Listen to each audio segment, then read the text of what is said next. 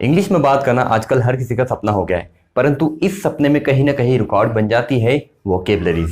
तो आज के इस वीडियो में हम सीखने वाले हैं 20 वोकेबलरीज जो आपकी हेल्प करेंगी इंग्लिश को फ्लुएंट करने के लिए। बिना किसी देर के शुरू करते हैं। मेरा नाम है दीपेश और आपने लॉगिन किया है new heads academy English learning channel को। तो चलिए शुरू करते हैं।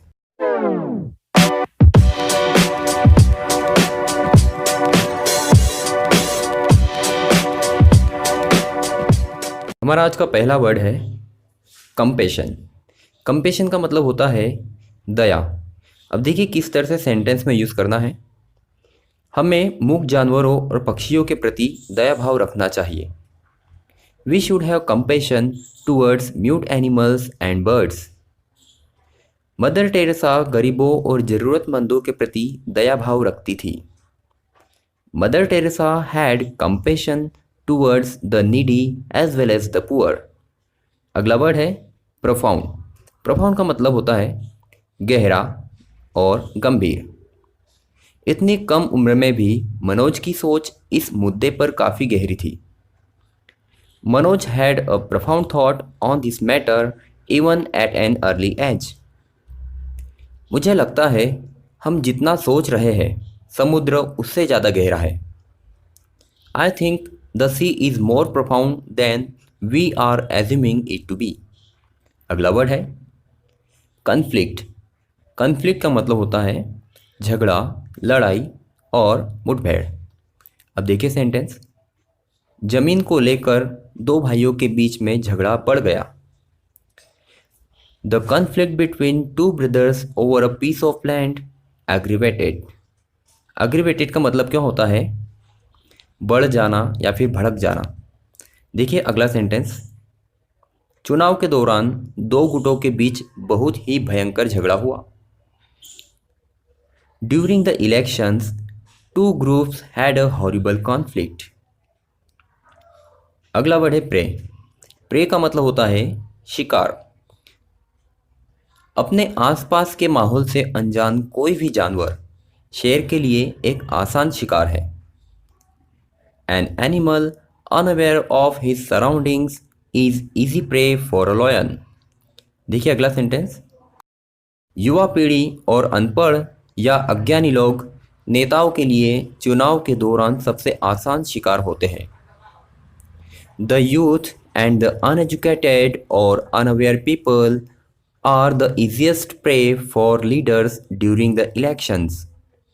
देखिए अगला वर्ड रेमेडी। अब रेमेडी का मतलब होता है उपचार। दवाइयों के बजाय मैं घरेलू उपचार लूँगा। I will go for home remedy instead of medicine. अभी तक इस बीमारी का कोई इलाज नहीं मिला है। There is no remedy for this disease yet. चलिए अगले वर्ड की तरफ। अगला वर्ड है हमारा बल्कि। बल्कि का मतलब भारी भरकम या महाकाय। अब देखिए भारी भरकम मतलब कैसे? जो कोई चीज़ बड़ी होती है और भारी होती है आप उसे बल्कि कह सकते हो। सेंटेंस देखिए। भारी सामान अलग से इकट्ठा किया जाएगा। द बल्कि things will be collected separately. बक्से भारी थे। द बॉक्सेस वर बल्कि। अगला वर्ड है एक्सटॉर्ट। एक्सटॉर्ट का मतलब धमकी देकर मांगना या कोई चीज़ को छीनना या फिर ऐंठना। निर्दोष लोगों से पैसे निकालने की कोशिश मत करो। Don't try to extort money from innocent people.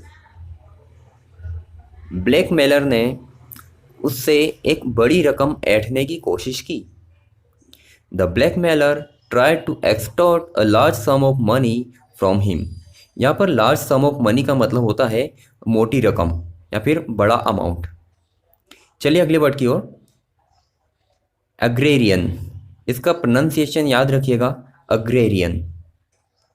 Agrarian का मतलब होता है कृषि संबंधी, भूमि संबंधी या फिर कृषिक। देखिए सेंटेंस। देश का यह हिस्सा मुख्य रूप से कृषि प्रधान है। This part of the country is mainly agrarian. Bharat एक कृषि प्रधान देश है। India is an prime agrarian country. चले अगले वर्ड की ओर। टेस्टामेंट। टेस्टामेंट वसीयतनामा या साक्षी। देखिए सेंटेंस में किस तरह यूज करें। यह उसकी अंतिम इच्छा और वसीयतनामा है। This is his last will and testament. मैं उस दुर्घटना का साक्षी था। I was a testament to that accident. Rug. Rug मतलब होता है गलीचा या कालीन। हमने पिकनिक के लिए घास पर एक कालीन बिछा दिया। वी स्प्रेड अ रग on the grass for the picnic. फर्श पर एक सुंदर गलीचा है। देयर इज अ ब्यूटीफुल रग on the floor. Infatuation. Infatuation का मतलब होता है दीवानापन, मोह, सम्मोह। देखिए सेंटेंस। यह प्यार नहीं है, यह सिर्फ एक सम्मोह है। It is not love, it's just an infatuation. उसके मोह ने उसे अंधा कर दिया। His infatuation blinded him. Puppet. Puppet का मतलब होता है कठपुतली या गुड़िया। हम बच्चों को एक कठपुतली शो में ले गए। We took the children to a puppet show. राजा महापौर की एकमात्र कठपुतली था। अब देखिए यहाँ पर राजा महापौर की मात्र कठपुतली था, इसका मतलब ऐसा है कि कोई राजा जो है महापौर की बातों को ज़्यादातर मानता था। जैसा महापौर कहता वैसा राजा करता था, मतलब उसके इशारों पर राजा नाचता था। सो राजा महापौर की एकमात्र कठपुतली था। The king was a mayor puppet of the mayor. Rigid. Rigid का मतलब होता है सख्त, कठोर या कड़ा। यह खिलौना कठोर प्लास्टिक से बना है। This toy is made up of rigid plastic. जमीन के नीचे एक कठोर पाइप है। There is a rigid pipe under the ground. Retrieve. Retrieve का मतलब वापस पा लेना या पुनः प्राप्त करना। उसने अपने शानदार जीवन को वापस पाने के लिए कड़ी मेहनत की। She tried hard to retrieve his luxurious life back. वह अपने सम्मान को पाने के लिए दृढ़ थे। He was determined to retrieve his honour. Violate. Violate का मतलब उल्लंघन करना या अनादर करना। मैं यातायात नियमों का उल्लंघन नहीं करूंगा। I will not violate the traffic rules. अगला सेंटेंस। डॉक्टर पर पेशेवर नैतिकता का उल्लंघन करने का आरोप लगाया गया है। The doctor has been accused of violating professional ethics. Snatch. Snatch का मतलब छीनना या झपटना। छीनना अशिष्टता है। It is rude to snatch. उसने उससे बंदूक छीनने की कोशिश की। He tried to snatch the gun from him. Tremble. Tremble का मतलब कांपना या फिर घबराना। उसकी आवाज में एक कंपन था। There was a tremble in his voice. वह बेकाबू होकर कांपने लगा। He began to tremble uncontrollably. Uncontrollably का मतलब होता है बिना किसी काबू के। अगला वर्ड हिकअप। हिकअप बड़ा आसान सा वर्ड है, आप जानते होंगे।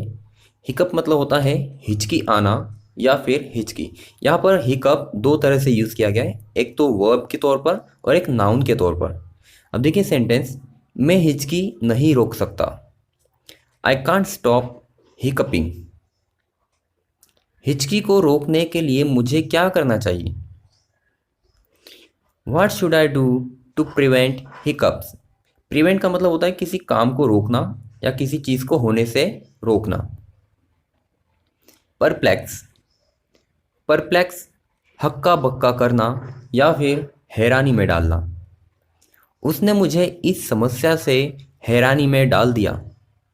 He perplexed me with this problem. मुझे पूरी बात बेहद हैरान करने वाली लगी। I found the whole thing extremely perplexing. Dwarf, dwarf means बोना या नाटा, जो छोटे कद वाला हो उसे बोलते हैं ड्वार्फ। वह बोना है। He is a dwarf. आप बोने पौधों को गमलों में लगा सकते हैं, मतलब जो छोटे पौधे होते हैं उसकी बात हो रही है यहाँ पर। You can grow dwarf plants in pots. So guys, ये थी आपकी 20 वोकेबलरीज जो हेल्प करेगी आपकी इंग्लिश को फ्लुएंट करने के लिए। तो पढ़ते रहिए। अगर वीडियो अच्छा लगा हो तो वीडियो को लाइक कीजिए और अपने दोस्तों के साथ शेयर कीजिए। तो मिलते हैं अगले वीडियो में, तब तक के लिए गुड बाय।